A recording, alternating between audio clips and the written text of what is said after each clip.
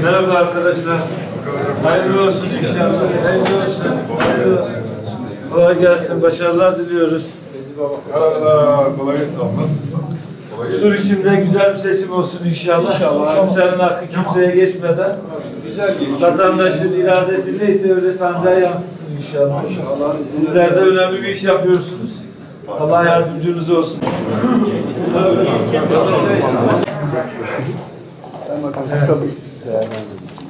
Ya Allah bismillah diyelim.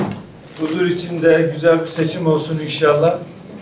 Bütün vatandaşlarımızın katıldığı, vatandaşın iradesinin sandığa olduğu gibi yansıdığı, hiç kimsenin hakkının hiç kimseye geçmediği güzel, huzurlu bir seçim olsun diyoruz.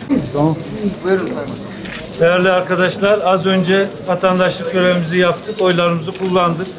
Allah hayırlı uğurlu etsin diyorum. Türkiye seçimlere alışık bir ülke. Neredeyse bir asırlık bir seçim tecrübesi olan bir ülke. Bugün de bir yerel seçime hep birlikte iştirak ediyoruz. Ülkemiz için, milletimiz için hayırlı olmasını temenni ediyoruz. Bizler her zaman sandıktan çıkan neyse ona saygılı olduk. Bundan sonra da öyle olmaya devam edeceğiz.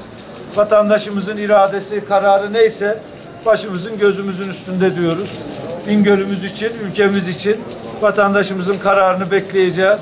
O karar neyse bugün ortaya çıkan karar hep birlikte saygı duyup yolumuza bu kararla birlikte devam edeceğiz inşallah. Bütün insanlar, partiler için hayırlı olmasını diliyorum. Ülkemiz için, milletimiz için hayırlar getirmesini diliyorum. Saygılar sunuyorum.